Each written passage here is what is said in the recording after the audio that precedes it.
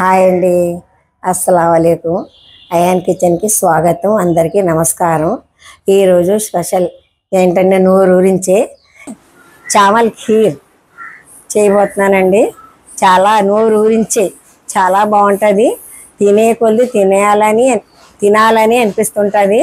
అంత టేస్టీగా ఉంటుంది. ఈ ఖీర్ తయారు చేస్తున్నాను, విధానం చూపిస్తాను. చలో. ఈ చావల్ ఖీర్ కోసం రైస్ని నానబెడుతున్నానండి. ఏ బియ్యం అయినా పర్లేదండి, బాస్మతి చావల్ కాకుండా మామూలు బియ్యం అయితేనే చేసుకోవచ్చు, బాగుంటుందండి. పావు గంట నానితే అండి బియ్యం బాగుంటుందండి. నానాల మెత్తబడ లీటర్న్నరండి పాలు, చిక్కటి పాలు అండి. ఇంట్లో నీళ్ళు ఏం కలపలేదండి. బిస్మిల్లా.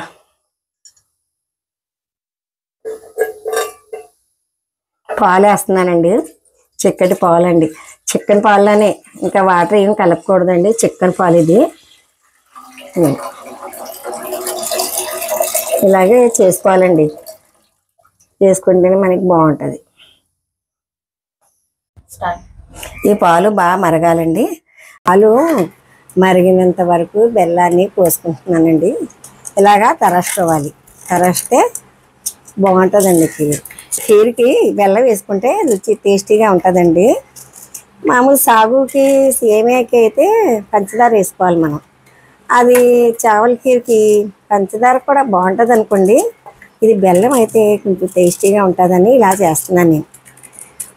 బాగుంటుంది. తెల్లగా ఉందని చూడండి, బెల్లం బాగుంది. ఇలా మనం తరచుకోవాలండి. ఇదిగోండి 1/2 కేజీ బెల్లం తురుముకున్నాను. ఇదిగోండి పాలు మరుగుతున్నాయండి. ఇలా మరగాలండి, చిక్కబడితే మనకి బాగుంటుంది. రైస్ కడిగేసానండి. ఇది శుభ్రంగా కడిగేసాను. రైస్ అయిపోయిందండి. ఇదిగోండి కడిగేసాను. బియ్యం పాలల్లో వేస్తున్నానండి. ఈ బియ్యం అండి పాలల్లోనే ఉడకాలండి. బాగా మెత్తగా ఉడకాలి. చిన్న మంట పెట్టాలండి. పెద్ద మంట పెడితే పాలు పొంగిపోతాయి. చిన్ని మంట మీద మెల్లిగా అలా అవుద్ది. ఉడికిపోయింది.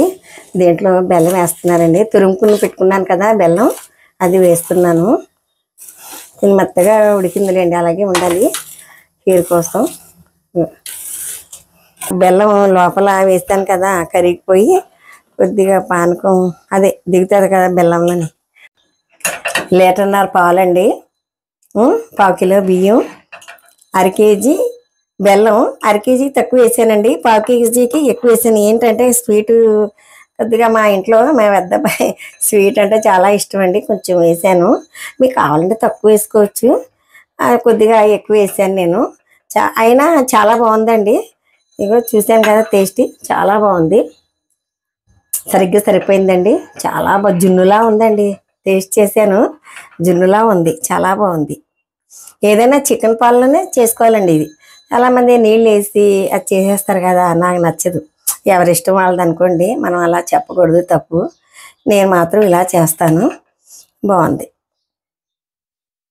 ఈ పాయసంలోకి ఈ బాదం వేస్తున్నానండి. ఇది మరి కొద్దిగా జీడిపప్పు వేస్తున్నానండి, అది కాజు దాల్. అలాగే కిస్మిస్ పల్లి వేస్తున్నానండి. ఏనాగిద్దు కొంచెం కాజు దాల్ వేపుకోవాలి. కొద్దిగా ఎర్రబడాలండి, ఇది బాగుంటుంది.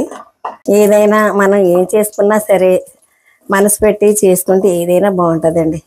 చేయాలా చేయకూడదా అని చేస్తే మాత్రం అది టేస్టీ ఉండదు, అది బాగోదు కూడా అని. కిస్మిస్ వేస్తున్నానండి. చక్కగా అవుతున్నాయి కదా. ఏదైనా కష్టపడితేనే కదండి. కొద్దిగా ఇలాచీ పౌడర్ అండి, మిక్సీ చేస్తాను, కొద్దిగా వేసుకోవాలి రుచి కోసం. ఇలాచీ పౌడర్ వేస్తానండి, అంతే చాలు. ఇంకా కిస్మిస్ వేయించుకున్నాను కదా, కిలో నేతిలో వేయించుకున్నా వేసాను. అలాగే కాజు దాల్ వేస్తున్నాను. అలాగే బాదం వేస్తున్నానండి. बहुत मज़ा आएगा, ఏ ఖీర్ बहुत मज़ा आएगा.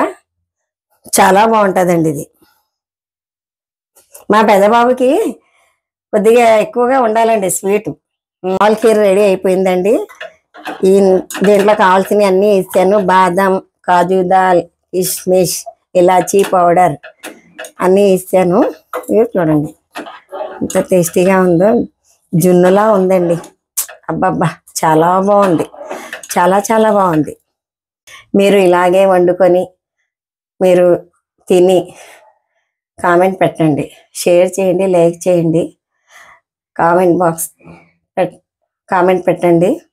మీరు సబ్స్క్రైబ్ చేయట్లేదు, చేయాలండి. చూస్తున్నారు, చూడాలా. నేను కూడా మీరు అందరు పెట్టిన వీడియోలన్నీ చూస్తున్నాను. ఏ వీడియో వదలండి, అందరూ చూస్తానండి, చూడాలండి. అది చూడకపోతే ఎలా వద్దండి. మీరు చూడాలా, మేము చూడాలా, అంతే కదా. మీరు కూడా చూడాలా, సర్ప్రైజ్ చేయాలా. చేస్తేనే కదా మీరు మేము ఒక బంధువుల్లా ఉంటాం. ఎలా ఉంది? థ్యాంక్ యూ అండి. అస్సలాము అలైకుం.